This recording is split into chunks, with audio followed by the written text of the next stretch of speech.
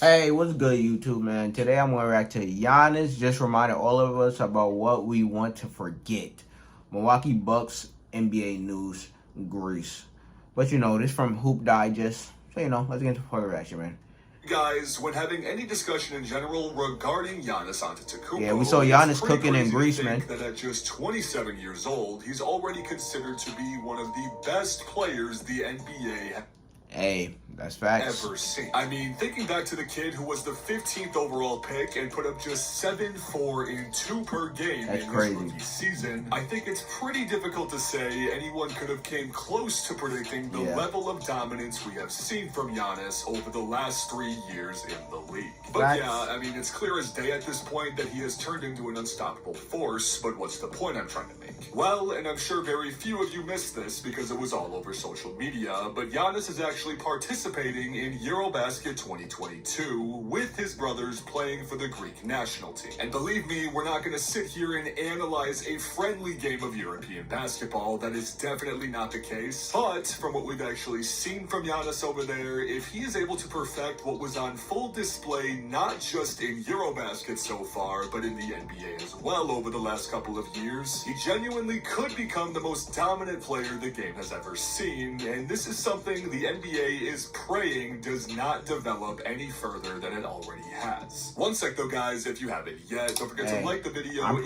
you do enjoy, subscribe, and yes. And for all you regulars out there, now is a better time than ever because according to my numbers, over 95% of you guys that are actually coming back to watch the content haven't even subscribed yet. So thank you to anyone that does, but anyway, let's get back on topic with Giannis Antetokounmpo, whose improvements in every aspect of his game over his 9-year career, I think it's safe to say, are nothing short than video game-esque. That's facts. If you want to start with the fact that he has transitioned from a 6'9", 190-pound kid into a 6'11", 250-pound monster. This is just one of his crazy leaps, and it's not even basketball related. But regarding the actual improvement in the skill sets of his game, let's just start with playmaking. Because while he has substantially improved this since entering the league, he's really only hovered around 6 assists per game over the last 4 years and hasn't seemed to top it. But for a freak of nature like him to be giving you 6 dimes a game while doing everything else on the court as well, I think you'll take... Bro, that's good, bro. Like 6 assists with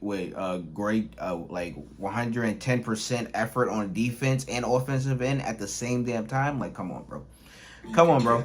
And he's rebounding. Like, his court vision hasn't substantially improved either. Next up, we have his defense, and I know it's probably not the most difficult thing in the world to be good at defense when you have a frame like his. But for the 5-time All-Defensive Player and the 2020 DPOY, along with these numbers over his years in the big leagues, it's safe to say that he's picked up a thing or two in his time. And these 2 areas of his game were definitely on full display with Greece, and they're also 2 areas where the NBA feels they are more than familiar with regarding Giannis's capabilities. So what exactly should the NBA be paying attention to? Well, it's shooting. It's the fact that we're looking at a 6'11", 250-pound man who is considered to be one of the most dominant inside forces of all time, pulling up for a contested 3 off the dribble and knocking it down. Now this, as it's been mentioned time and time again, if it ever becomes a consistency, will be the definition of a nightmare for opposing teams. And believe me on this, I'm not trying to sit here and tell you that Giannis has finally developed a 3-point shot from 2 made threes that we saw in a friendly Eurobasket game. And seeing these highlights trend all over social media got me thinking about the fact that the question is no longer if Giannis can develop his shooting ability, but it's the fact that he consistently has over the last couple of years, and it's probably only going to keep going up from here. And I also know when making this statement, people are going to immediately rush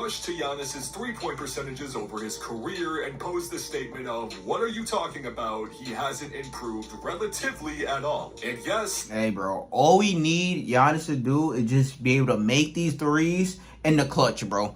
If he be able to make these threes when it's needed, Hey, that would be correct, as he shot only around 30% from 3 over the course of the last 3 seasons, while taking around 4 attempts per game. And while I'm sure it would be nice for Giannis if he did develop a more consistent 3 in his career, and while it's clear he's been working on it, this isn't what he needs yet to take the next step in his game. Because what he needs, and also what he's been achieving over the last couple of years, is the perfection of the mid-range game. And to be honest with you, bro, honestly, all Giannis need is a post-up fadeaway and a midi, bro.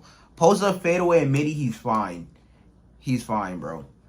The NBA's just been kind of sweeping this under the rug, because obviously with the insane evolution of the three-pointer over the last half-decade, the mid-range has kind of just... But Giannis got better with his post-up, too. But for a handful of players across the league, they are still taking full advantage of it, and Giannis is slowly joining that inner circle. And if you've been unfamiliar with this part of Giannis's game, I will pull up his mid-range percentages over the last 4 years. And the first 3 years, while yes, they're decent, they're still kind of all over the place. But the reason we need to have this discussion is because of what we saw just previously in his 21% campaign, where we saw Giannis knock down an impressive 42% of his mid-range shots on way more attempts than we'd ever seen in his career prior. And I know some people are probably going to make the case, while around 42% is very good for Giannis, it's nothing to make that big of a deal about. And to those people, I'll just say that when you compare Giannis's 41.7% from mid-range last season to Joel Embiid's 41.8%, who I think many people consider to have a well-developed mid-range game, it definitely makes what Giannis is currently doing look that much more impressive. And it's not even the fact that I'm saying he has to perfect this area of his game in order to hit the next level of his play, but it's the fact that with what he's already doing, he is forcing teams across the league to continually respect his outside shooting more, which, as I'm sure you could guess, so they gotta press up.